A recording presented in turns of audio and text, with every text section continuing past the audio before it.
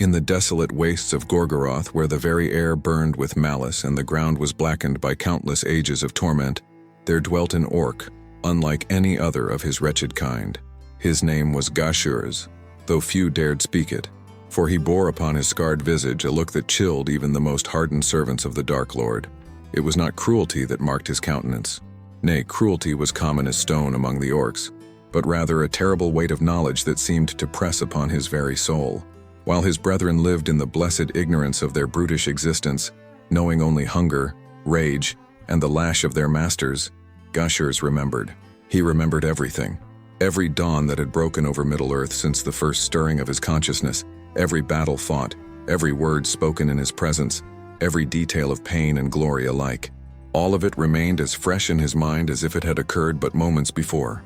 On this particular morning, as the eye of Sauron cast its searching gaze across the wastelands, Gashurz sat apart from his pack, as was his custom. The other orcs had long since learned to avoid him, for his strange ways and cryptic mutterings unsettled them. They whispered that he had been touched by some dark magic, perhaps blessed or cursed by the Dark Lord himself, though none dared ask. Gashurz speaks to shadows. They would hiss among themselves. Gashurz knows things that have not yet come to pass, but they were wrong on both counts. Gashurz spoke not to shadows, but to memories so vivid they seemed to take corporeal form before his eyes. And he knew not the future, but rather possessed perfect recollection of a past so distant that even the wise among the Eldar had forgotten much of it. As he sat upon a jagged outcropping of volcanic stone, Gashurz closed his eyes and let the memories wash over him like a black tide.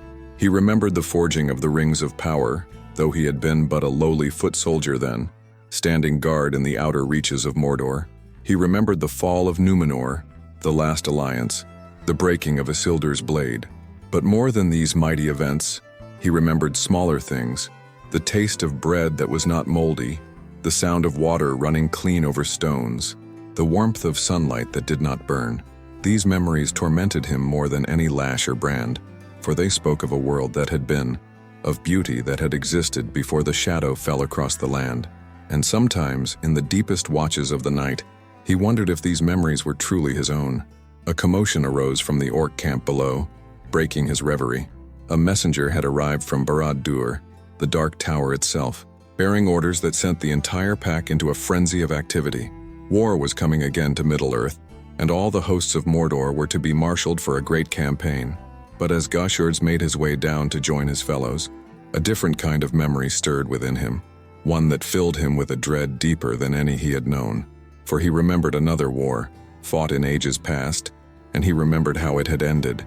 The knowledge pressed upon him like a physical weight, and for the first time in his long existence he wondered if his curse of memory might serve some purpose beyond mere torment.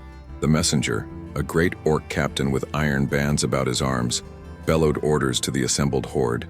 They were to march to Isengard, to join with the forces of Saruman the White, and thence to make war upon the lands of Rohan and Gondor. The very names sent ripples through Gashurz's consciousness, awakening 1,000 memories of those fair lands as they had been in elder days.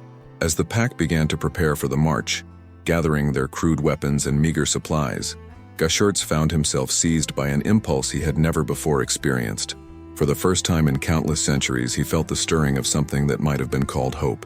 His memories, his terrible burden, might yet prove to be a weapon against the darkness that had spawned him.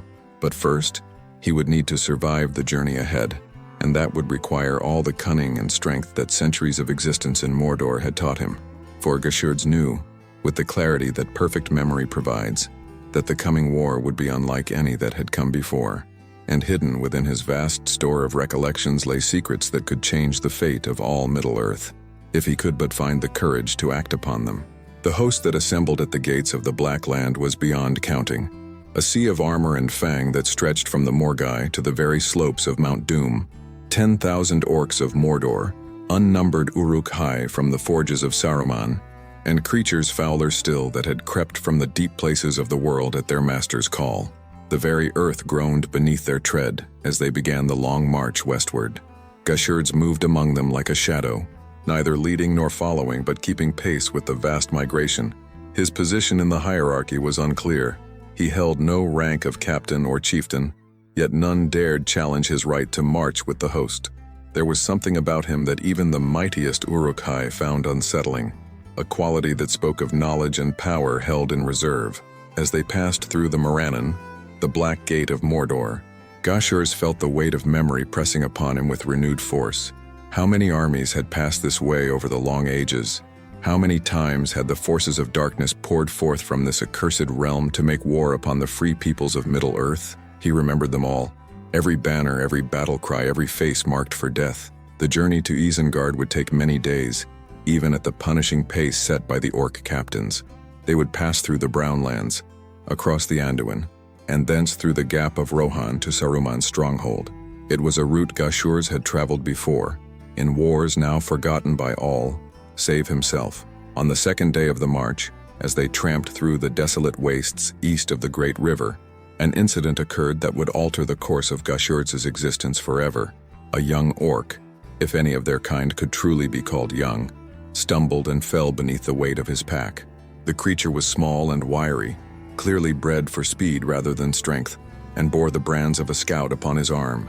As was the custom among orcs, the fallen one would have been left to die or devoured by his fellows, but something in the creature's eyes stayed Gashurs' hand as he approached. There was intelligence there, and a kind of desperate cunning that reminded him of something long buried in his memories. "You are Snaga," Gashurs said, using the common orcish word for slave, though there was no mockery in his voice. The young orc looked up at him with a mixture of fear and surprise. "I am called Nazak," he replied, struggling to rise. "And you are Gashurs the Strange, who speaks to memories." "Indeed. And what memories do you carry, Nazak of the Brands?" The question seemed to startle the young orc, for it was not the sort of thing that orcs typically asked of one another. Their kind lived in the eternal present, driven by hunger and fear and the lash of their betters. The past was pain and the future was death. What more was there to know? But Nazak's answer surprised them both. "I remember a green place," he said hesitantly, as if afraid the words themselves might brand him as mad. "Trees that sang in the wind and water that ran silver in the moonlight. I remember. Kindness." Gashurs felt something stir within his breast, an emotion so long suppressed that he had almost forgotten its name. Compassion. For in Nazak's words, he heard an echo of his own torment, the burden of memories that did not seem to belong to an orc's existence. Without a word, Gashurs helped the young orc to his feet and adjusted his pack so that the weight was more evenly distributed. Then, as the host resumed its march, he found himself walking beside Nazak, and for the first time in centuries, engaging in something that might have been called conversation. "Tell me more of this green place," where Gashurs said, as they picked their way across a field of broken stones. Nazak glanced around nervously, as if fearing that their words might be overheard and reported to the captains, but the noise of 10,000 marching feet provided ample cover for their quiet discourse. "It is foolishness," Nazak muttered, "the dreams of a weak mind. There are no green places, only the wasteland and the fire. Yet still you remember." I remember light that did not burn, and voices raised in song rather than in screams. I remember." He paused, struggling with words that seemed too large for his mouth. "I remember love." The word hung between them like a bridge across an impossible chasm. Love, a concept so foreign to orcish existence that it had no proper word in their guttural tongue. Yet here was this young scout, bred in the pits of Mordor, speaking of it as if it were a memory rather than a dream. As they marched on through the day, Gashurs found himself studying his companion with new eyes. There was something familiar about Nazak's features, something that tugged at the edges of his vast store of memories. The shape of his ears, perhaps, or the line of his jaw beneath the ritual scars. It was subtle, almost imperceptible, but to one who remembered everything, even the smallest details could unlock the greatest secrets. By evening, when the host made camp beside the muddy waters of the Anduin, Gashurs had reached a conclusion that would have seemed impossible to any who knew the history of Middle-earth. But impossible or not, the evidence was there for one who knew how to read it. Nazak was no ordinary orc. The memories that tormented him were not dreams or madness, but something far more dangerous, fragments of a past that predated his current existence. And if Gashurs' suspicions were correct, then Nazak represented something that Sauron himself feared above all else, proof that the Dark Lord's greatest triumph might yet be undone. The great river Anduin ran dark and turbulent beneath the gray sky, swollen with the spring floods that had carried down the debris of 1,000 leagues. Upon its western bank, the host of Mordor made ready to cross.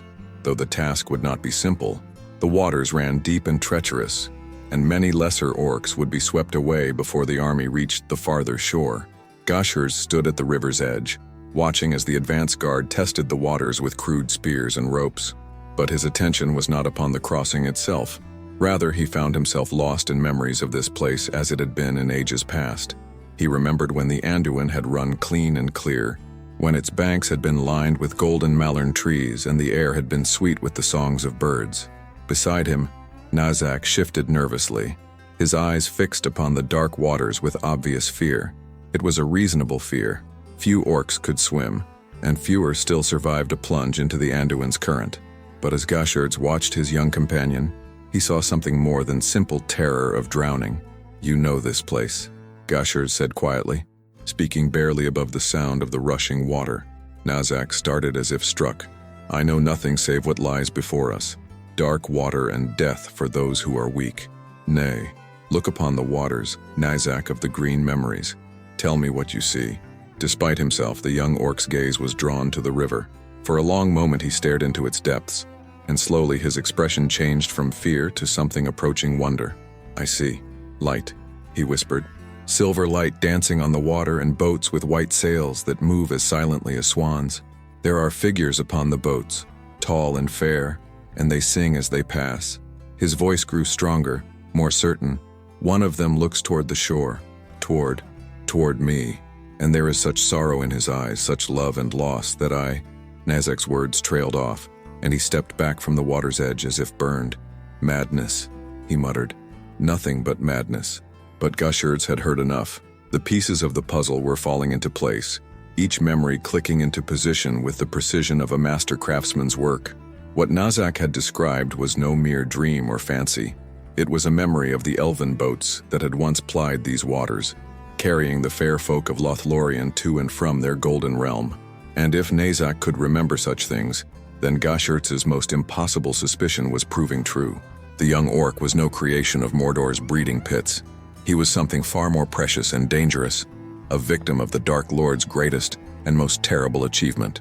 "Come," Gashur said, as the captains began bellowing orders for the crossing to begin. "We must find a way across that does not require swimming." They made their way along the riverbank until they found a place where fallen trees and accumulated debris had created a makeshift bridge. It was treacherous and would not hold for long, but it might serve their purpose. One by one, the orcs began to pick their way across, many falling into the waters below to be swept away by the current. When their turn came, Gashurds went first, testing each step carefully. The logs shifted and groaned beneath his weight but held.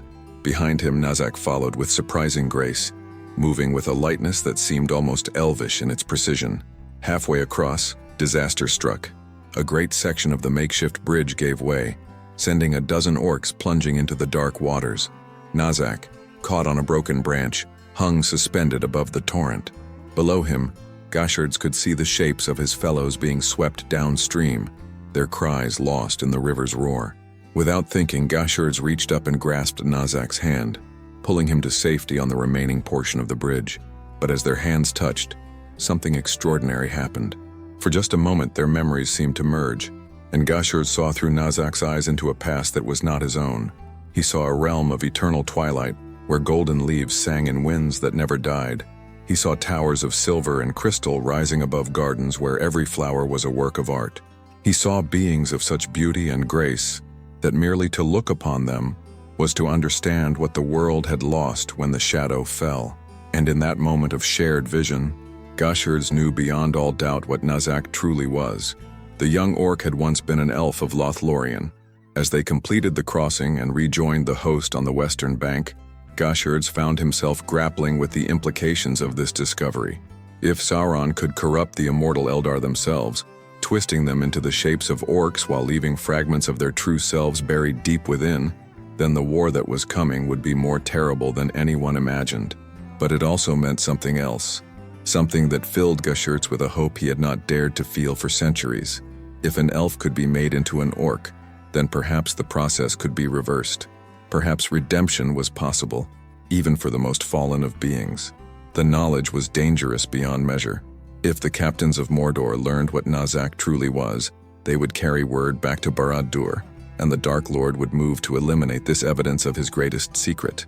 But if Gashurz could protect his companion, could somehow awaken the elf memories that lay dormant within him, then they might yet find a way to strike back against the darkness. As the host resumed its march toward Isengard, Gashurz made a decision that would have seemed impossible to any who knew his history. For the first time since his own corruption in the distant past, he chose hope over despair, light over darkness. He would save Nazak, whatever the cost. The brown land stretched before them like a wound upon the world, a vast expanse of barren earth where nothing grew and nothing lived. Once in ages past, this had been a green and pleasant realm, but the wars of the elder days had scoured it clean of life, leaving only dust and broken stone beneath the pale sky. It was fitting country for an orc army, Gashurz reflected as he trudged alongside Nazak through the desolation. Here, at least, there was no beauty to remind them of what had been lost, no green growing things to awaken memories of better times. Here was only the wasteland that Sauron sought to spread across all Middle-earth. Yet even in this blighted place, Nazak's strange memories continued to surface. As they made camp on the third night after crossing the Anduin, the young orc sat staring into the flickering flames of their small fire with an expression of profound concentration. "What do you see in the flames?" Gashurz asked quietly, settling himself beside his companion. "Dancing lights," Nazak replied in a voice barely above a whisper. "But not like this fire. These flames are clean and bright, and they warm without burning. They are tended by hands that know the secret of making fire serve rather than destroy." Gashurz nodded, unsurprised. The Eldar had indeed possessed such knowledge, the ability to call forth flames that gave light and warmth without consuming. It was one of the many arts that had been lost when the shadow fell across the world. "Tell me more of what you remember," he said. "Fear not that others will hear. The captains are drunk on their own importance, and the common soldiers care for nothing but their rations and their sleep." For a moment Nazak hesitated, as if warring with himself. Then, perhaps emboldened by the darkness that surrounded them, he began to speak of memories that should have been impossible for any orc to possess. He spoke of halls filled with music and laughter, where beings of light and grace moved like dancers through chambers carved from living trees. He spoke of libraries where the wisdom of ages was preserved in books bound with silver and gold, and of gardens where every flower held the memory of starlight. Most remarkably of all, he spoke of a mirror, a great basin filled with water that could show visions of things far away and times long past. "I have looked into that mirror," Nazak said, his voice growing stronger with each word. "I have seen the reflection of my own face, and it was not as it is now. I was." He paused, struggling with concepts that seemed too large for his altered mind to grasp. "I was other than I am. What name did you bear in that other life?" Gashurz asked gently. The question seemed to unlock something deep within Nazak's memory. His eyes widened, and for a moment his scarred and twisted features seemed to shift, as if some other face were trying to emerge from beneath the Orcish mask. "Thrandion," he whispered. "I was called Thrandion of the Golden Wood. I was a guardian of the borders, a watcher in the trees. And His voice broke, and he buried his face in his hands. "I remember the day they took me, the raid in the dark of the moon, when the orcs came creeping through the Malorns like shadows. I fought, but there were too many, and when I woke, I was this." Gashurz felt his own memories stirring in response to Nazak's words. He remembered that raid, remembered it from the other side, marching with the orc pack that had struck at the borders of Lothlorien in service to the Dark Lord's commands. It had been 2 centuries ago, perhaps 3, and he had thought it merely another of the countless skirmishes that marked the long war between shadow and light. But now he understood the true purpose of that attack. It had not been meant to conquer territory or capture treasure. It had been a harvesting, a gathering of raw material for Sauron's most terrible experiments. The captured elves had been taken to the deep places beneath Barad-dûr, where the Dark Lord's torturers and fleshcrafters had worked their hideous will upon immortal beings, twisting their forms and poisoning their minds until what emerged was no longer recognizably elvish. The process was not perfect. Clearly, fragments of Nazak's true self had survived the corruption, buried deep beneath layers of pain and shadow. But for the vast majority of orcs, the transformation was complete and irreversible. They remembered nothing of their former existence, knew nothing but hunger and hate and the lash of their masters. That Nazak retained even these fragmentary memories made him unique and extraordinarily dangerous to the Dark Lord's regime, for if word of his existence reached Sauron, the implications would be clear. If even one orc could remember what he had been before, then perhaps others could as well. Perhaps the entire foundation of the Dark Lord's power, his seemingly endless army of expendable servants, was not as secure as it appeared. "You must tell no one else of these memories," Gashurd said urgently. "Not the captains, not your messmates, no one. If they learn what you are, they will kill you, or worse, they will take you back to Barad-dûr." Nazak looked up at him with eyes that held both fear and a desperate kind of hope. "But you do not think me mad? You believe that these visions are true memories?" "I know they are true," Gashurds replied. "For I remember that raid as well. Remember it from the other side. I was there when you were taken, Thrandion of Lothlorien, and I remember much more besides." At those words, Nazak, Thrandion, stared at him with dawning understanding. You are like me. You remember?" "I remember everything," Gashur said simply. "Every moment since my own fall, and much from before. I am cursed with perfect memory, and I have carried the burden of knowledge alone for more centuries than I care to count." They sat in silence for a time, two corrupted beings sharing the weight of memories that should have been impossible. Around them, the camp settled into the uneasy sleep of soldiers, guards posted at the perimeter to watch for enemies that never came. In the distance, the fires of Isengard painted the horizon red. "What were you?" Thrandion asked finally. "Before, I mean. What were you before the shadow took you?" Gashurds closed his eyes and for a moment allowed himself to remember a face that had been beautiful once, before it was twisted into its current form. He remembered halls of stone and starlight, songs that could heal hearts and mend broken things, a power that flowed like light through willing hands. "I was Gil-galad's herald," he said quietly. "I carried messages between the High King and the lords of the Eldar. I stood upon the walls of Lindon when the last alliance was forged, and I rode south to the Black Land when the final war began." The implications of this revelation struck Thrandion like a physical blow. "You were there? At the siege of Barad-dûr? At the final battle?" "I was there when Isildur cut the ring from Sauron's hand, and I was there when he failed to cast it into the fire. I saw the Dark Lord's defeat, and I knew that it was not the end but merely the beginning of a longer and darker age." Gashurds opened his eyes, and they gleamed with the light of ancient knowledge. "I know the secret of the ring's making, and I know why Sauron can never be truly defeated while it endures." In the flickering firelight, two fallen beings contemplated the weight of memory and the possibility of redemption. Around them, the hosts of Mordor slept on, unaware that their ranks contained two of the most dangerous individuals in all Middle-earth, not because of their strength or cruelty, but because they remembered what it meant to be something other than orc.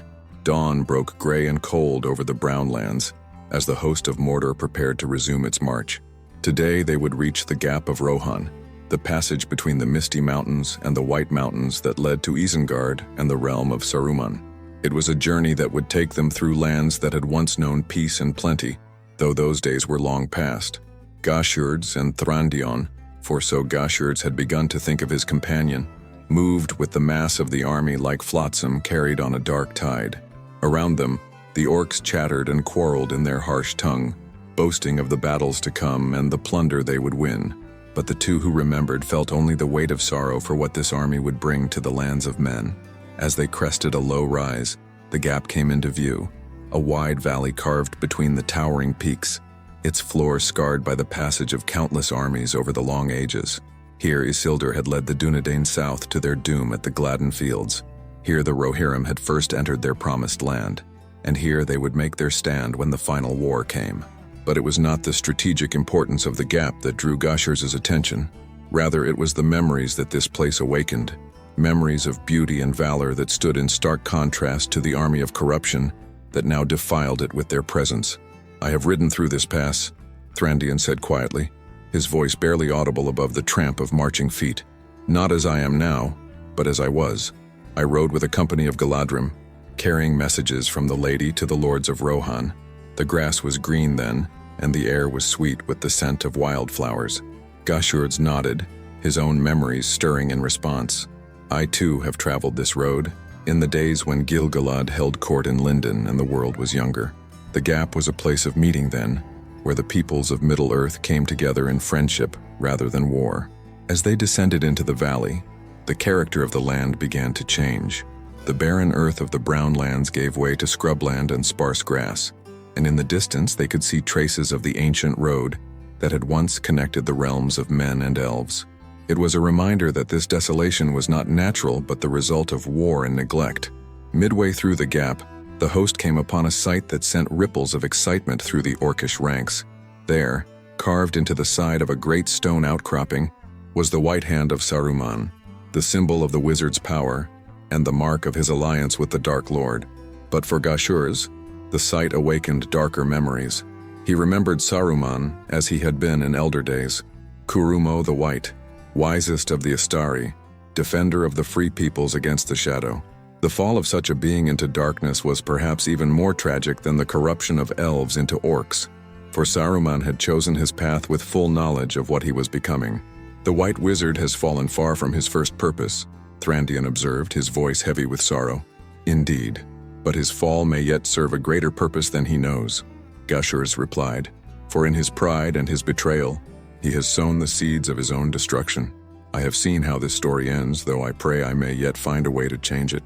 The host made camp that night at the western end of the Gap, within sight of the ring of Orthanc, rising like a black fang against the sky. The tower of Isengard was still a day's march away, but already the air was thick with the smoke of the wizard's forges and the stench of his industry. As the orcs settled into their usual pattern of eating, fighting, and crude entertainment, Gashurs and Thrandian found themselves drawn to the edges of the camp, where they could speak without fear of being overheard. The time had come, Gashurs realized, to share with his companion the full weight of the knowledge he carried. Thrandian, he said, using the elf's true name like a talisman against the darkness that surrounded them. What I am about to tell you may seem like madness, but I swear to you by all that was fair and bright in the world that it is truth. I have seen visions of what is to come, not prophecy, but memory of futures that have not yet arrived. The corrupted elf looked at him with a mixture of confusion and desperate hope. How can one remember the future? Because time is not the straight path that mortals believe it to be. For beings such as we were, time can loop and spiral, and sometimes the end of one age touches the beginning of another. I have memories of events that have not yet occurred, visions of battles yet to be fought and victories yet to be won. Gashurs paused, gathering his thoughts. What he was about to reveal would sound impossible even to one who had experienced the impossible firsthand. The Ring of Power has been found, he said at last. Even now it travels in the hands of a creature smaller and more humble than any the Dark Lord would think to fear. Hobbits of the Shire carry it toward Mordor, guided by the wizard Gandalf, and protected by the remnants of the Fellowship of the Ring. Thrandian's eyes widened. The Ring. But if that is true, then the final war has begun, and all the long years of preparation come to their end. Sauron will throw all his might against Gondor and Rohan, and in the chaos that follows, the Ring-bearer will attempt to reach Mount Doom and unmake the ring forever. Will he succeed?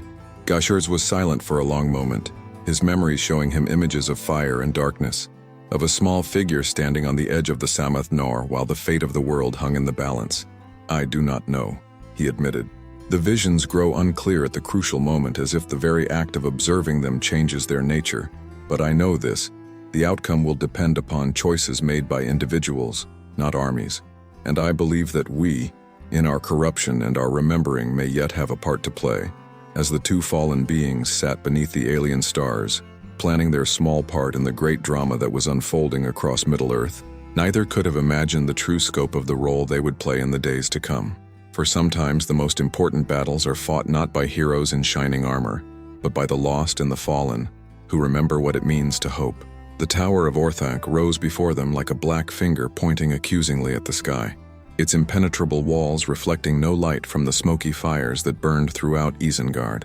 Around its base, the circle of the ancient fortress had been transformed into a hellish landscape of foundries and armories, where the smoke of industry blotted out the sun and the ring of hammers never ceased. Gashurs felt the weight of memory pressing upon him as they approached Saruman's stronghold. He remembered this place as it had been in elder days, a garden fortress of the Númenóreans, where the Entwives had tended groves of fruit trees and the voice of running water had never been silent. Now it was a monument to the corruption of all things fair and growing. The host of Mordor was met at the gates by Saruman's own forces, ranks of Uruk-hai bred in the caverns beneath the tower, taller and stronger than common orcs, bearing the white hand upon their shields and helms. Their captain was a massive creature with intelligent eyes and scarred hands, who looked upon the newcomers with barely concealed contempt. "So," the Uruk captain growled, "Sauron sends us his table scraps and expects them to stand beside the fighting Uruk-hai. You look fit only for carrion duty." Several of the Mordor orcs bristled at the insult, hands moving to weapons, but their own captains barked orders that kept them in line.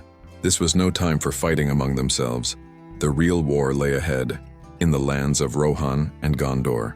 Gashurtz watched the exchange with the detached interest of one who had seen such posturing countless times before. But his attention was drawn not to the crude politics of orc hierarchy, but to something far more significant. Among Saruman's Uruk-hai, he could see others like himself and Thrandion, creatures whose eyes held depths that should not have existed in mere orcs. The wizard's breeding program had been more extensive than anyone realized. Not content merely to create larger and stronger orcs, Saruman had experimented with the same techniques that Sauron used in the deep places of Barad-dûr.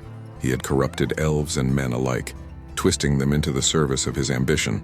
As the two armies mingled in the great courtyard of Isengard, Gashurtz found himself studying these other corrupted beings. There, an Uruk whose stance and bearing spoke of cavalry training that no orc should possess. There, another whose scarred hands moved with the precise gestures of one trained in the healing arts. And there, most disturbing of all, a creature whose eyes held the depth and wisdom that marked him as having once been of the wise. "We are not alone," Thrandion whispered, following his gaze. "There are others who remember. Aye, and if we can find them, speak to them, awaken them to what they were." Gashurtz let the thought trail off, but its implications were staggering. If even a fraction of Saruman's forces could be turned, if they could remember what they had been before their corruption, then the balance of the coming war might shift in ways that no strategist had foreseen. But such work would require time and careful planning. For now, they could only watch and wait, and hope that an opportunity would present itself. The combined armies were quartered in great barracks that had been carved from the living rock of Isengard's foundations. Here, in the close confines of the dormitories, Gashurtz and Thrandion began their careful work of seeking out others like themselves.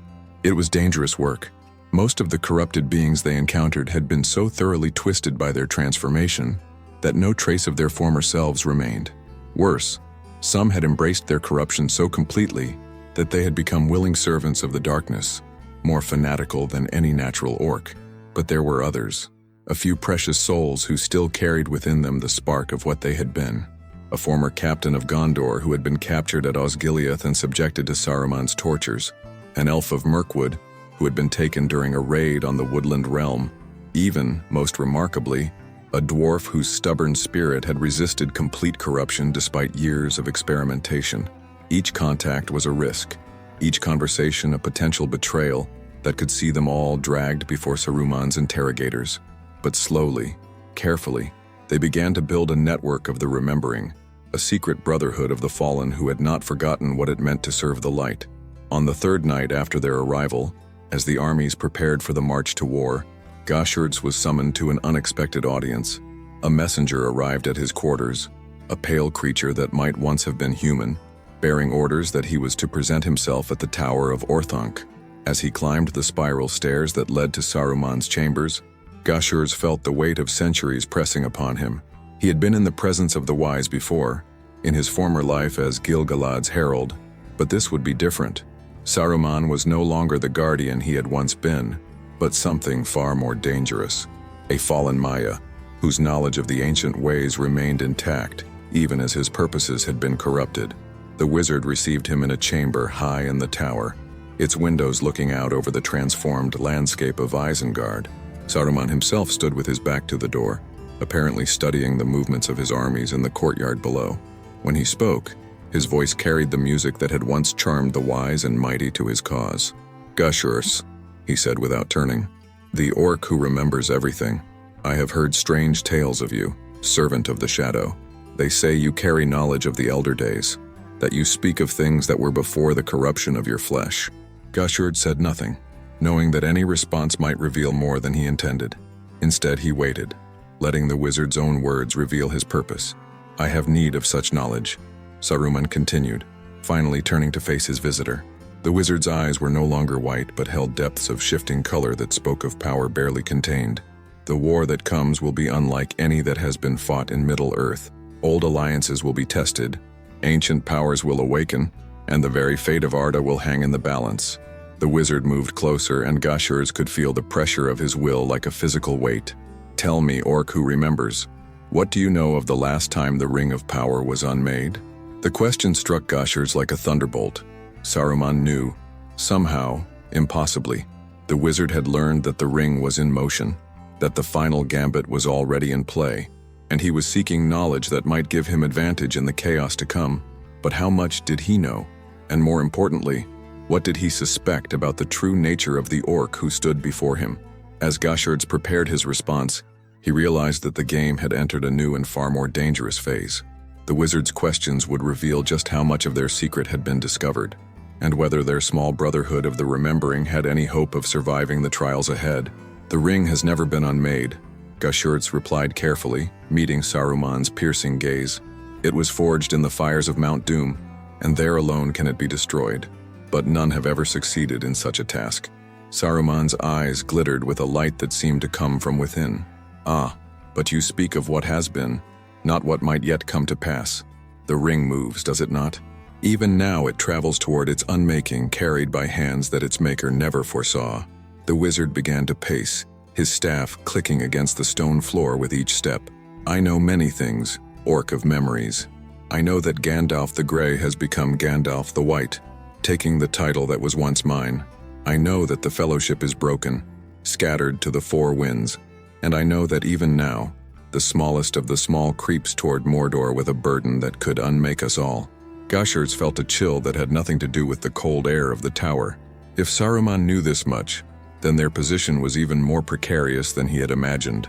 The wizard's intelligence network was clearly extensive, reaching into places that should have been beyond his influence.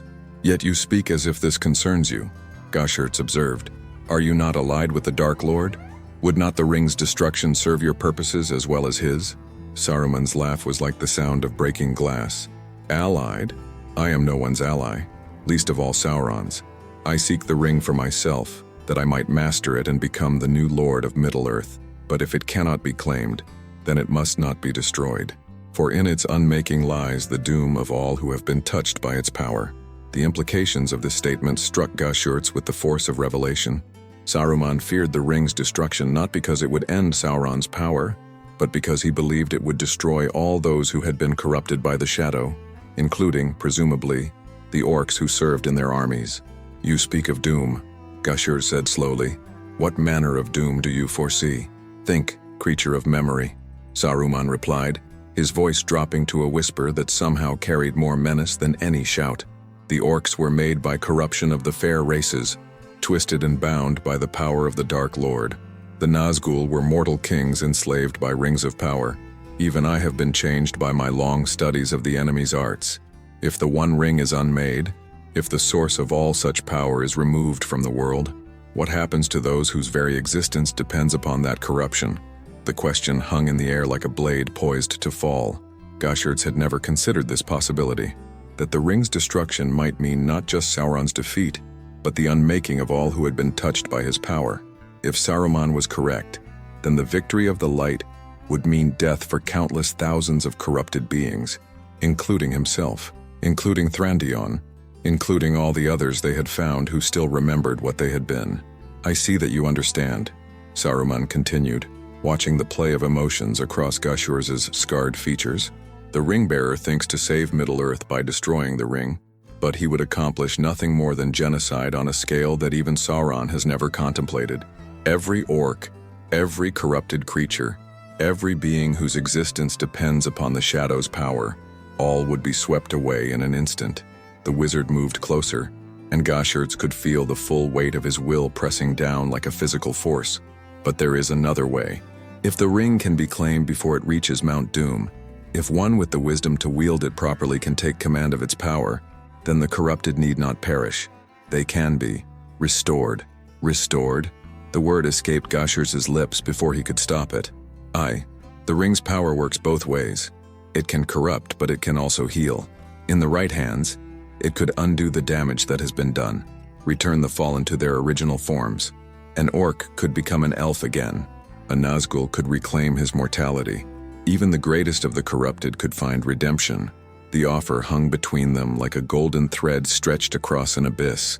Everything that Gashurz had hoped for, everything that he had dreamed of in his darkest moments, the possibility of undoing the corruption, of returning Thrandion to his true form, of reclaiming their own lost natures, all of it was being offered by the very being who represented everything they had come to oppose.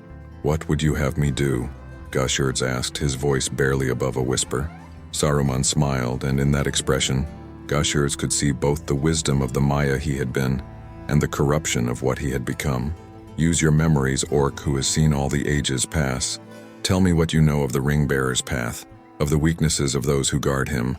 Help me claim the ring before it can be destroyed, and I will use its power not for conquest, but for healing." It was a tempting offer, more tempting than Saruman could possibly know.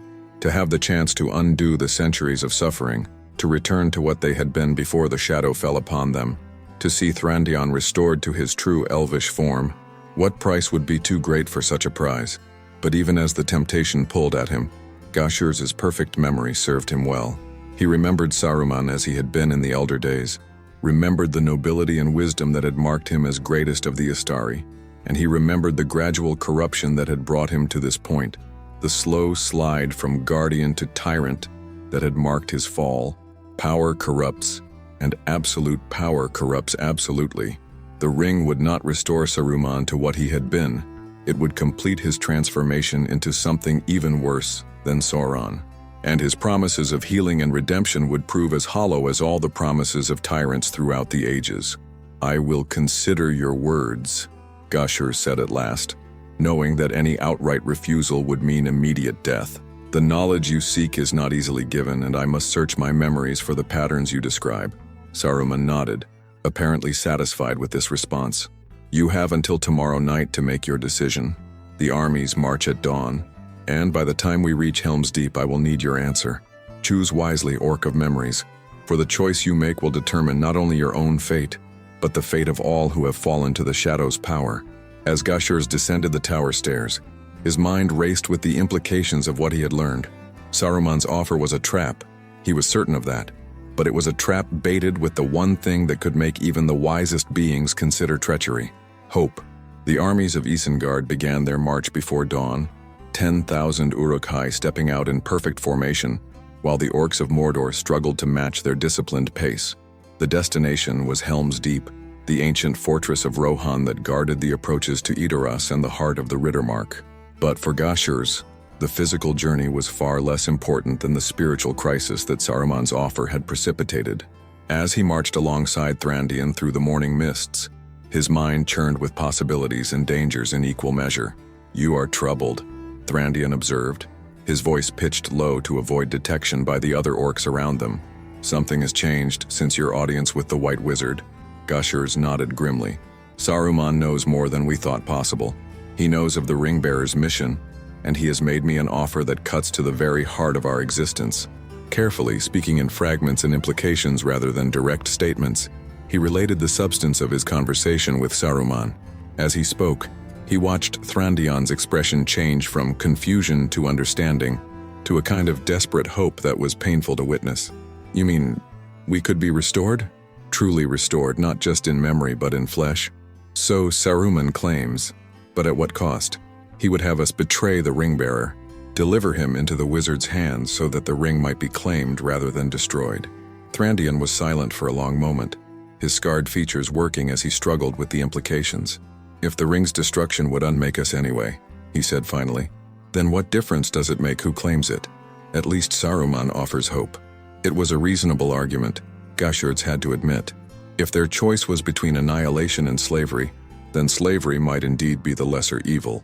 But his memories told him a different story, one that Saruman had carefully omitted from his tempting offer. The ring cannot be wielded by any save its maker without ultimately corrupting them, Gashur said. Even Saruman, mighty though he is, would eventually be consumed by its power, and when that happened, his promises of restoration would be forgotten. We would find ourselves serving a new Dark Lord, one perhaps even more terrible than Sauron. But the alternative may not be as final as Saruman believes. My memories show me many things, including the true nature of the corruption that made us what we are. The ring's power binds us, yes, but it is not the only thing that sustains our existence. There are older powers in Middle-earth, deeper magics that predate even the rings of power. As they marched through the day, Gashur shared with his companion some of the deeper knowledge that his perfect memory had preserved. He spoke of the music of creation, the Ainulin Dale that had shaped the world at its beginning. He spoke of the secret fires that burned in the hearts of all thinking beings, the spark of light that even the greatest corruption could not entirely extinguish. We are not merely corrupted flesh, he explained. We are souls that have been imprisoned in corrupted forms. The ring's destruction might free those souls, allow them to take new shapes more fitting to their true nature. It was a theory, nothing more, but it was based on knowledge that went back to the very foundations of Arda, and it offered something that Saruman's promises could not, the possibility of true redemption rather than mere restoration. As evening approached and the army made camp in the shadow of the White Mountains, Gashur found himself facing the most difficult decision of his long existence. Saruman would expect an answer soon, and that answer would determine not only his own fate, but the fate of all the corrupted beings they had found. But before he could make his choice, he needed to speak with the others, the small brotherhood of the remembering that they had gathered in secret over the past few days. If they were to act, they would need to act together. The meeting took place in an abandoned watchtower that overlooked the army's camp. One by one, the corrupted beings who still retained fragments of their former selves slipped away from their posts and made their way to the rendezvous. By midnight, a dozen figures sat in the darkness, their faces barely visible in the faint starlight.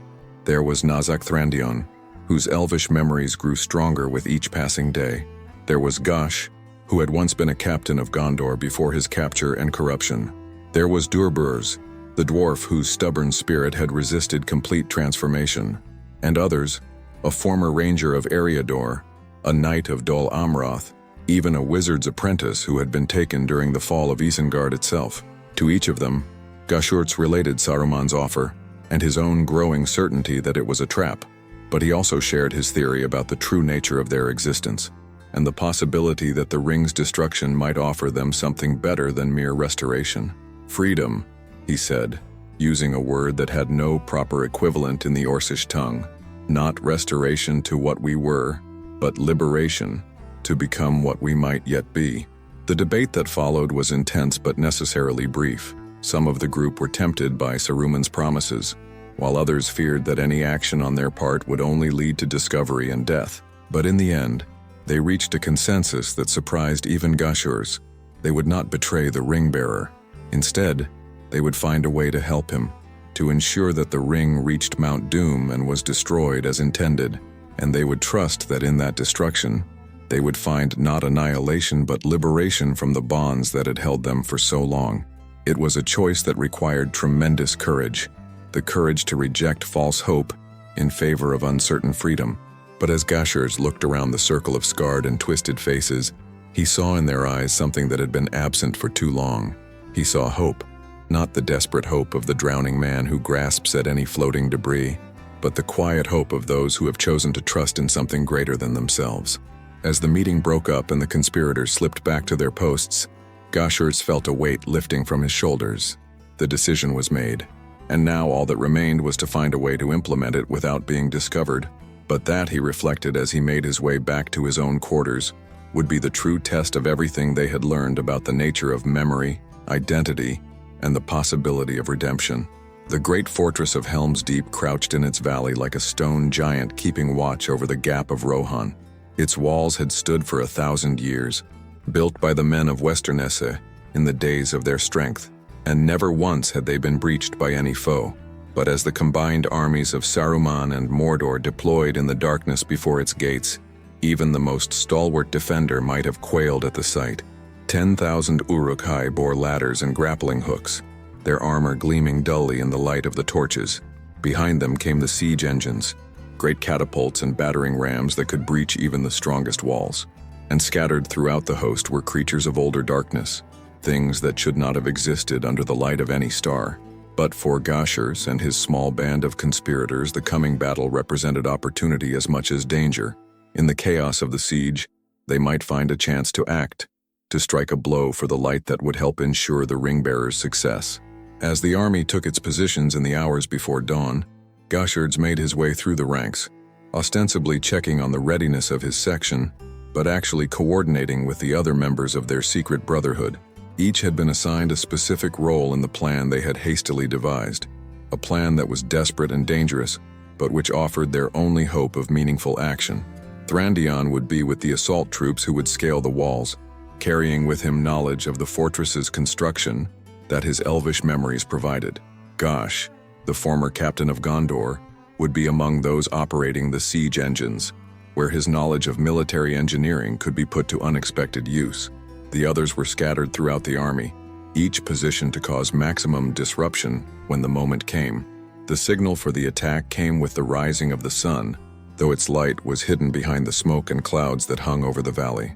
With a sound like thunder, the great drums of war began to beat, and the host of Saruman surged forward toward the walls of Helm's Deep. Gashers found himself in the second wave of the assault, climbing a great ladder that had been thrown up against the fortress's outer wall. Around him, Uruk-hai swarmed upward like ants, their weapons gleaming in the firelight as the defenders rained arrows and stones down upon them. But even as he climbed, his attention was not on the battle itself, but on the subtle signs that told him his allies were in position. There, a catapult that suddenly misfired, sending its stone crashing into the ranks of the attackers rather than the wall. There, a section of ladders that somehow became tangled, preventing the assault troops from reaching their assigned positions. It was sabotage on a small scale, barely noticeable amid the chaos of the greater battle. But each act of disruption created openings that the defenders could exploit, weakening the assault and giving the men of Rohan precious time to prepare their defenses.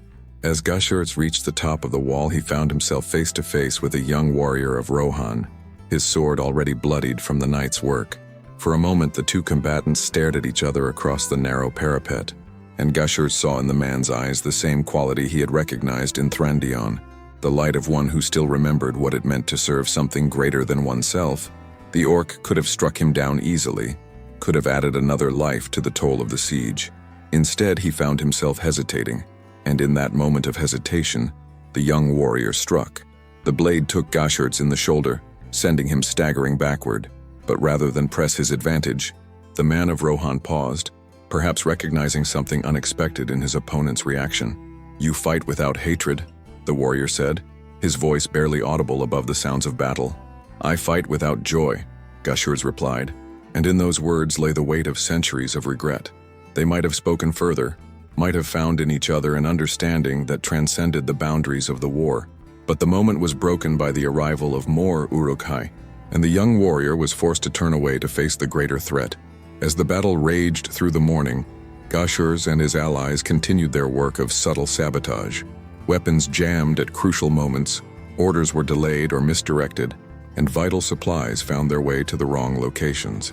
None of it was enough to stop the assault entirely, but each small act of disruption bought time for the defenders. By midday, it had become clear that the siege was not proceeding as Saruman had planned.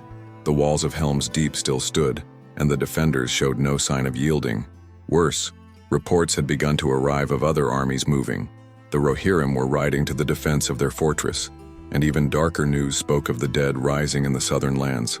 It was then that Saruman made his appearance on the battlefield, his white robes billowing in the wind as he strode among his troops. The wizard's face was terrible in its wrath, and his voice carried clearly over the sounds of battle as he berated his captains for their failures. "The fortress should have fallen hours ago," he raged. "What manner of incompetence is this, that a handful of men can hold back the might of Isengard?" His eyes swept over the assembled orcs and Uruk-hai, and for a moment they seemed to linger on Gashers. There was suspicion in that gaze, and a growing certainty that treachery was at work among his forces. "There are traitors among us," Saruman declared, his voice taking on the tone of command that had once swayed the wise and mighty. Creatures who have forgotten their loyalty to the power that made them. They will be found, and they will answer for their crimes. Even as the wizard spoke, Gashurz could see his allies being identified and dragged from the ranks. Gash was the first to be taken, his sabotage of the siege engines having been discovered. Then Durburs, whose efforts to misdirect supply trains had finally drawn attention. One by one, the members of their small brotherhood were being rounded up by Saruman's guards. The time for subtlety was over. If they were to strike a meaningful blow for the light, it would have to be now, before they were all captured and their plans came to nothing. As if responding to some unspoken signal, the remaining conspirators acted as one. Those among the assault troops turned their weapons on their own officers, creating chaos in the ranks. Those operating the siege engines sabotaged their own equipment, sending great stones crashing into the wrong targets.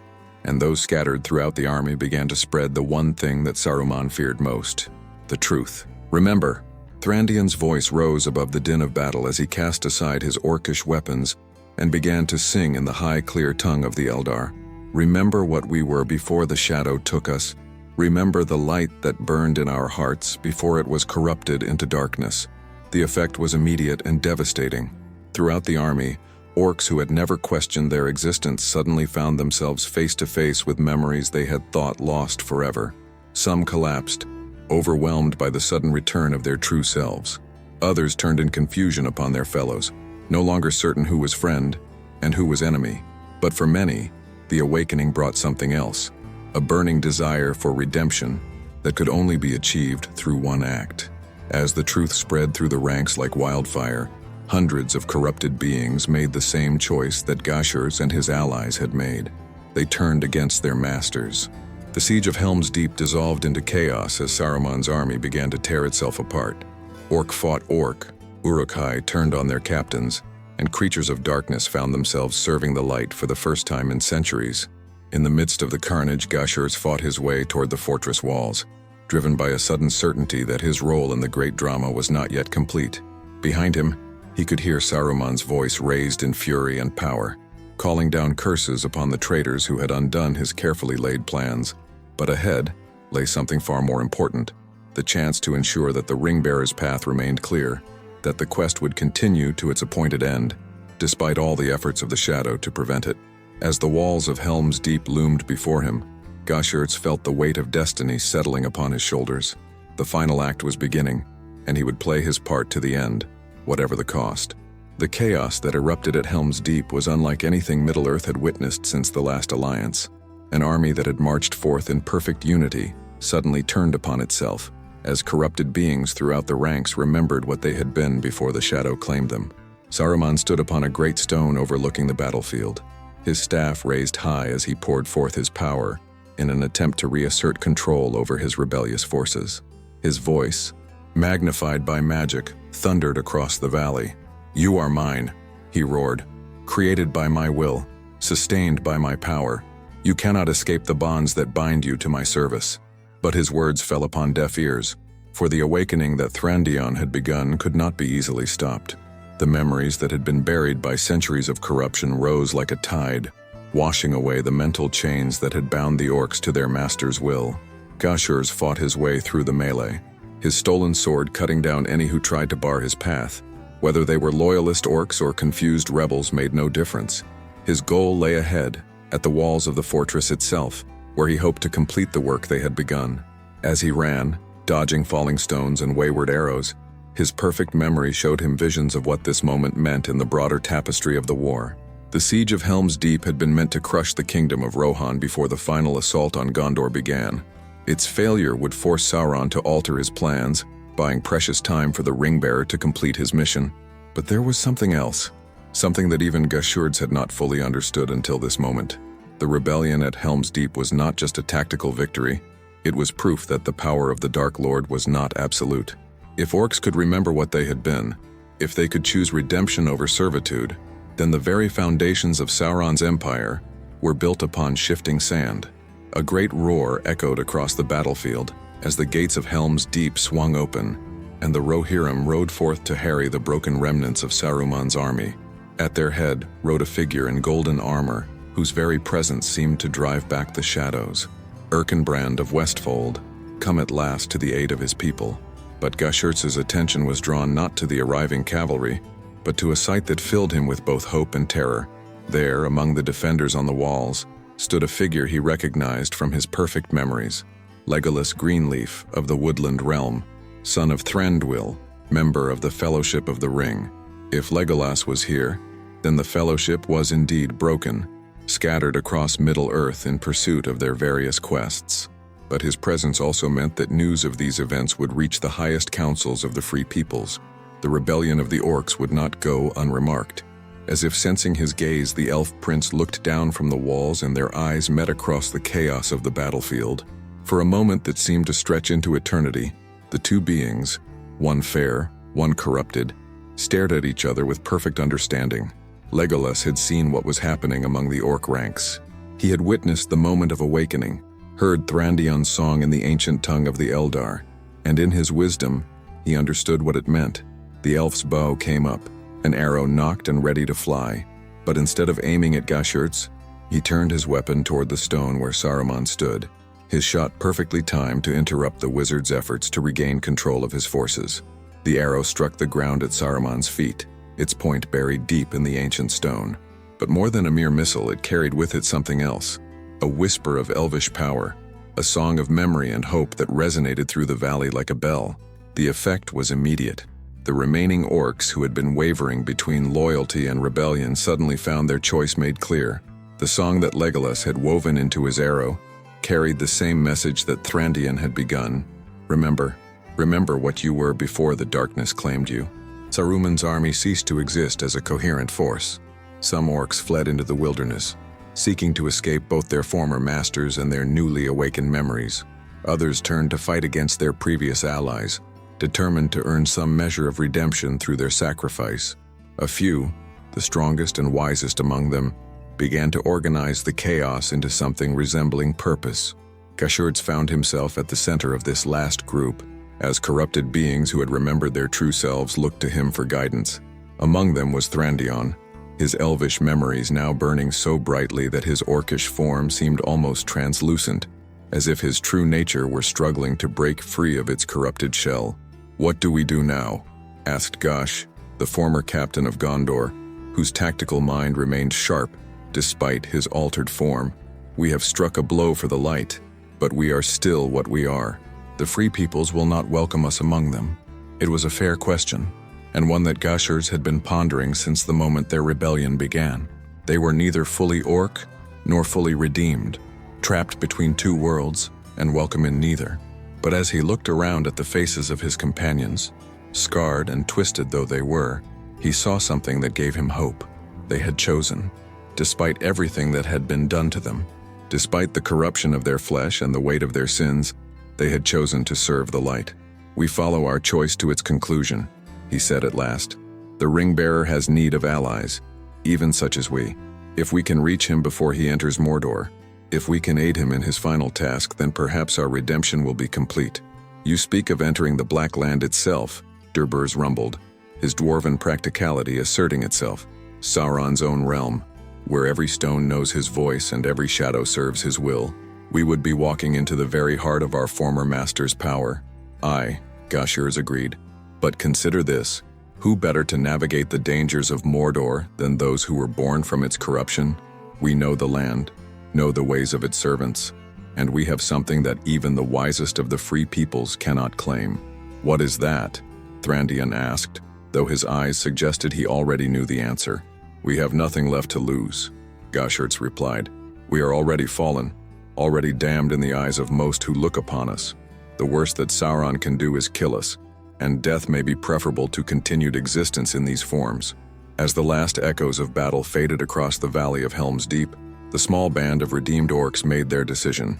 They would leave this place of victory and defeat, would turn their faces eastward toward the Black Land and whatever fate awaited them there. Behind them, the forces of light were already beginning to assess the strange victory they had won. Ahead lay Mordor, and somewhere within its borders, a small figure carrying a burden that would determine the fate of all Middle-earth. The final gambit was about to begin, and against all expectation, The most unlikely of allies were about to join the game. 3 days after the disaster at Helm's Deep, a small band of figures picked their way across the wasteland that lay between Rohan and the borders of Mordor. To any observer, they would have appeared to be nothing more than a party of orcs returning from a failed campaign, scarred, weary, and bearing the marks of recent battle. But appearances, as Gashurds had learned over his long existence, could be deeply deceiving. The 13 members of their brotherhood moved with purpose across the barren landscape, guided by memories both ancient and terrible. Each step took them closer to the black land that had been their place of birth and corruption, yet none showed any sign of fear or hesitation. They had made their choice at Helm's Deep, and now they would see it through to whatever end awaited. The borders are heavily watched, Gosh observed as they crested a low hill that gave them their first clear view of the Ethelduath, the mountains of shadow that ringed Mordor. Sauron will have heard of what happened at Isengard by now. Every orc patrol will be looking for deserters and traitors. Then we must be neither, Gashurds replied. We are a scouting party returning from reconnaissance in enemy territory. Our mission was to observe the defenses of Minas Tirith and report back to our commanders. It was a reasonable cover story, one that would explain their presence in this region and their somewhat battered appearance. But all of them knew that their success would depend not on their words, but on their ability to project the kind of mindless loyalty that Sauron expected from his servants. As they approached the Black Gate, the Morannon that guarded the main entrance to Mordor, Gashurts felt the weight of memory pressing upon him with unusual force. He had passed through these gates countless times over the centuries, always as a servant of the shadow, always driven by the compulsions that bound him to his master's will. But now, for the first time, he approached them as a free being. The change was subtle, but profound. Where once he had felt only the pull of obedience, now he experienced the full weight of choice. The guards at the Morannon were massive Uruk-hai, their black armor bearing the red eye of Sauron. They looked upon the approaching band with the casual contempt that all of their kind reserved for lesser orcs, but they made no move to bar their passage. "Hold!" one of them growled as Gashurs approached the gates. "State your business in the Black Land." "Scouting party of the 3rd Regiment returning from the lands of Gondor," Gashurs replied, falling easily into the rough speech patterns of a common orc. "We bring word for the captains." The guard looked them over with eyes that held all the intelligence of a particularly dim stone. 3rd Regiment? Thought they were all dead at Helm's Deep. "Most are," Gashurs agreed. "We were sent out before the attack. Lucky for us, eh?"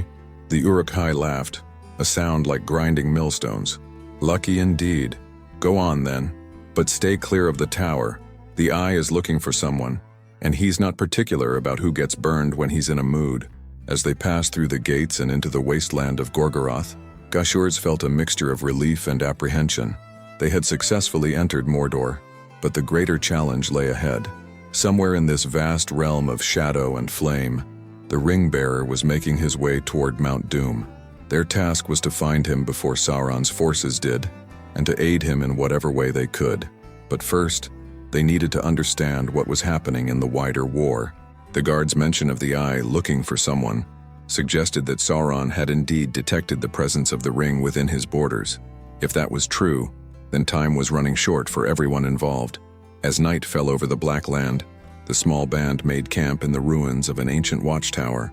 Here, hidden from the searching gaze of Barad-dûr, they could speak freely for the first time since entering Mordor. "The Ring-Bearer is here," Thrandion said with quiet certainty. "I can feel it. Not the ring itself, but the disturbance it creates in the patterns of shadow and light. It's like a stone thrown into still water, sending ripples in all directions."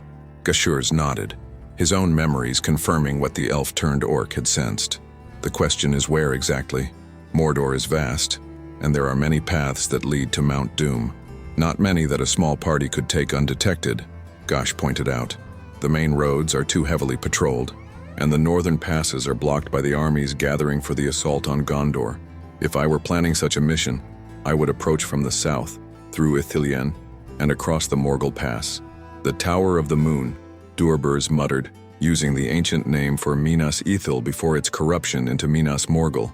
"That path would take them directly under the noses of the Nazgul, which might be exactly why they would choose it," Gashurds mused.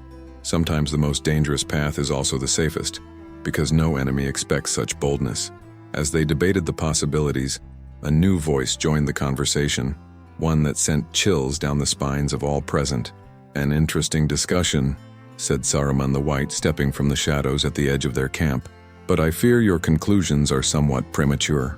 The wizard stood before them much as he had in the Tower of Orthanc, but the changes wrought by his recent defeats were clearly visible. His white robes were stained and torn, his staff showed cracks along its length, and his eyes held a light that spoke of madness barely held in check. "You betrayed me," he continued, his voice carrying the music that had once swayed the mighty but now seemed discordant and wrong. "My own creatures turned against their maker, cost me everything I had built over long years of careful planning." Gashurz rose slowly, his hand moving to the crude sword at his side. Around him, his companions did likewise, forming a rough circle that kept the wizard at the center of their formation. "We chose freedom over slavery," Gashurz replied. "You offered us restoration, but at the cost of our souls. We declined your generous offer." Saruman's laugh was like breaking glass. "Souls? You speak of souls? You are orcs, creatures of shadow and malice, bred for destruction and death. You have no souls to save or damn." "In that at least you are wrong," said a new voice from the darkness beyond their camp. All eyes turned toward the speaker, and what they saw sent several of the orcs stumbling backward in shock. For there, stepping into the light of their small fire, was a figure of such radiance that it seemed to make the very air around him glow. It was Gandalf the White, no longer the grey pilgrim they had known, but revealed in his true power as one of the Maiar sent to Middle-earth in its hour of need. His robes shone with their own light, and his eyes held depths that spoke of wisdom older than the world itself. "Greetings, children of memory," the wizard said, inclining his head toward the assembled orcs. "I have been searching for you since the news of Helm's Deep reached me. It seems that the music of creation has room for harmonies that even the wisest did not expect."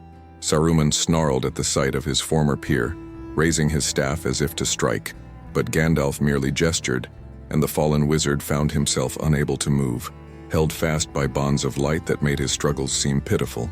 "Your part in this tale is ended, Kuramo," Gandalf said sadly. "You chose your path long ago, and now you must walk it to its conclusion. But these others..." He turned back to Gashurz and his companions. "These others have chosen differently. What would you have of us?" Gashurz asked, his voice steady despite the awe that filled him. "I would have you be what you have chosen to become," Gandalf replied. "The ring-bearer has need of allies, and you are uniquely suited to provide the aid he requires.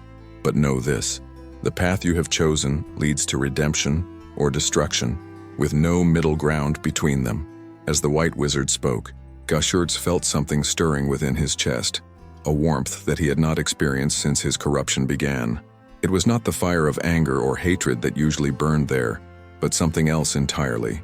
It was hope, not the desperate hope of the drowning, but the quiet confidence of those who have chosen their path and will walk it to the end, whatever that end might be. The final choice had been made, and now all that remained was to see it through. The slopes of Mount Doom rose before them like a great wound in the earth, its peak wreathed in smoke and flame that painted the sky the color of blood. From deep within its heart came the rhythm of creation and destruction, the hammer beat of the fires where the ring of power had been forged long ages past. Gashurz and his companions crouched in the shadow of a great boulder, watching as two small figures picked their way up the treacherous path toward the Sammath Naur.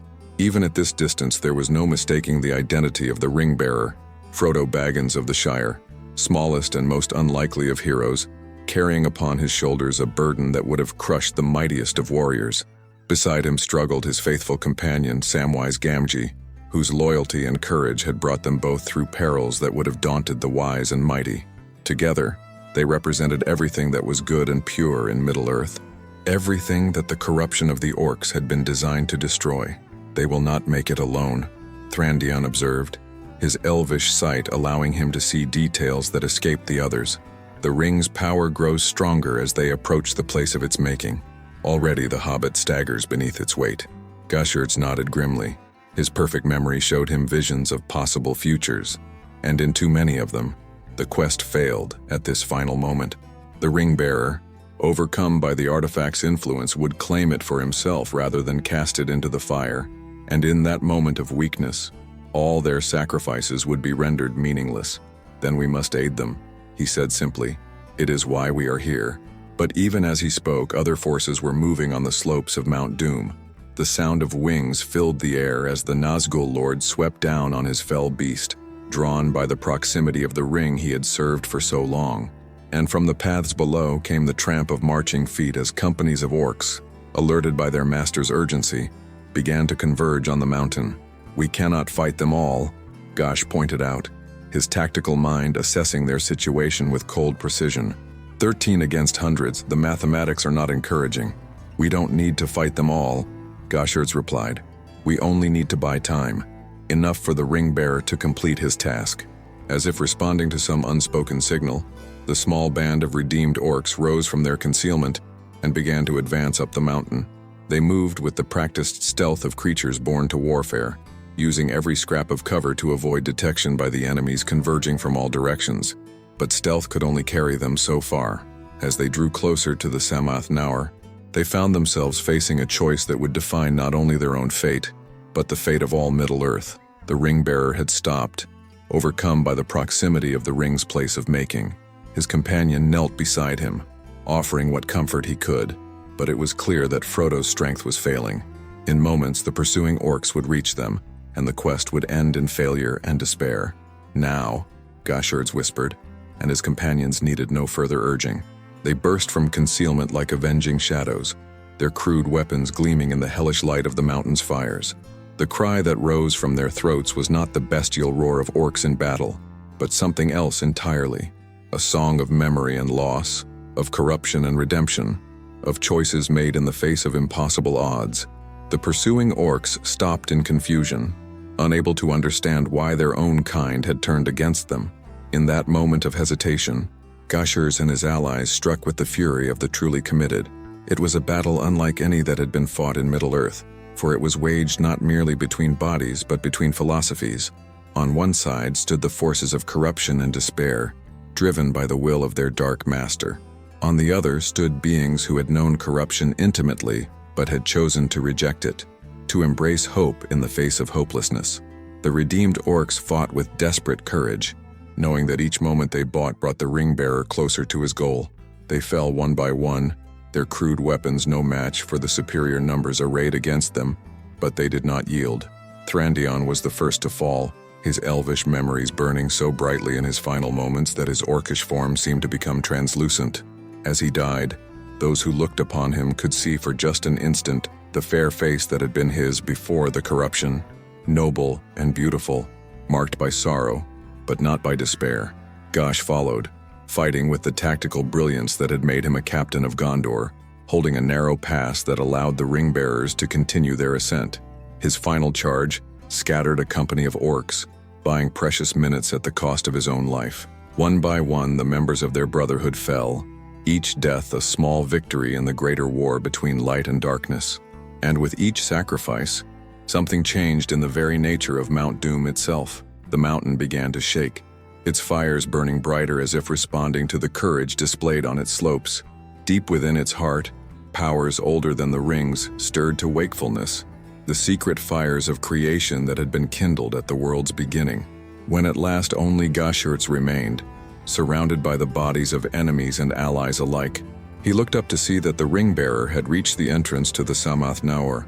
But even now, at the very threshold of victory, Frodo hesitated, the ring's power holding him in thrall. With his last strength, Goshurz called out in a voice that carried across the mountain like thunder. "Remember," he cried, using the same word that had begun their rebellion at Helm's Deep. "Remember what you were before the shadow touched you. Remember love. Remember hope. Remember all that makes existence worth preserving." The words struck Frodo like a physical blow, cutting through the ring's influence with the power of absolute truth. For just a moment, the hobbit's eyes cleared, and he saw with perfect clarity what he must do. The ring fell into the fires of Mount Doom with a sound like the breaking of the world. In that instant, Goshurz felt something extraordinary happen. The bonds that had held him in orcish form for centuries suddenly snapped, like chains breaking under unimaginable pressure. His corruption, sustained all these long years by the ring's power, began to unravel. But unlike Saruman's promises of restoration, this was not a return to what had been. Instead, it was a transformation into something new. a being that had known corruption intimately but had chosen to reject it, who had experienced the depths of despair but had climbed toward the light. As Mount Doom erupted around him and the foundations of Sauron's empire crumbled into ruin, Gashur smiled for the first time in centuries. He had been wrong about one thing. The ring's destruction had not meant annihilation for the corrupted. It had meant liberation. His last memory, as the mountain consumed his physical form, was of a voice speaking in the music of creation itself, a voice that welcomed him home, not as the herald he had been, but as the redeemed soul he had chosen to become. The war was over. The ring was unmade. And in the moment of its unmaking, 13 souls who had thought themselves beyond redemption found the freedom they had searched for across centuries of darkness. In the end, memory had proven stronger than corruption, choice more powerful than compulsion, and hope more enduring than despair. The orc who remembered everything had remembered, at last, how to be free. Epilogue. Songs of Memory. In the years that followed the War of the Ring, the minstrels of Gondor would sing many songs of the heroes who had fought and died in that final conflict. They sang of Aragorn the king, who had claimed his throne and united the realms of men. They sang of Legolas and Gimli, whose friendship had bridged ancient enmities. They sang of the 4 hobbits who had saved Middle-earth through courage and sacrifice. But there was one song that was sung only rarely, and only by those who understood that heroism could wear many faces, even faces that had been twisted by darkness and corruption. It was the Song of the 13, the ballad of the orcs, who had remembered what they were before the shadow claimed them. In the great libraries of Minas Tirith, scholars debated whether the tale was history or legend, for it seemed impossible that such creatures could have played a role in the salvation of Middle-earth. But Frodo Baggins, when asked about that final climb up Mount Doom, would sometimes speak of voices calling to him in the darkness, voices that reminded him of love and hope when the ring's power threatened to overwhelm his will. And Sam Gamgee, ever practical, would add that someone had clearly been fighting the orcs who pursued them, giving them the time they needed to complete their mission. In the Shire, where such matters were discussed over pipeweed and ale rather than in great councils, the story took on a different character. There it became a tale of redemption, proof that no soul was so far fallen that it could not choose to climb toward the light. And in the hidden halls of Rivendell, where Elrond last homely house kept the records of the elder days, a new chapter was added to the chronicles of Middle-earth. It told of how the music of creation could weave unexpected harmonies, how even the discord of corruption could be transformed into something beautiful when touched by the power of choice. But perhaps the truest memorial to Gashur and his companions was not written in any book or sung in any hall. It was carved into the very fabric of the world itself, a reminder that memory, preserved with perfect clarity and guided by perfect love, could overcome any darkness. For in the end, that was what the orc who remembered everything had truly accomplished. He had remembered not just the facts of history, but its meaning. He had remembered not just what had been lost, but what could yet be found. And in remembering, he had shown that even the most unlikely souls could find their way home. Here ends the tale of Gashur of Mordor, called the Orc Who Remembered Everything, and of the 13 who chose redemption over corruption, hope over despair, and freedom over the chains that bound them. May their memory be a blessing to all who struggle against the darkness within themselves, and may their choice inspire others to remember that no soul is ever truly lost, so long as the power of love endures in the world.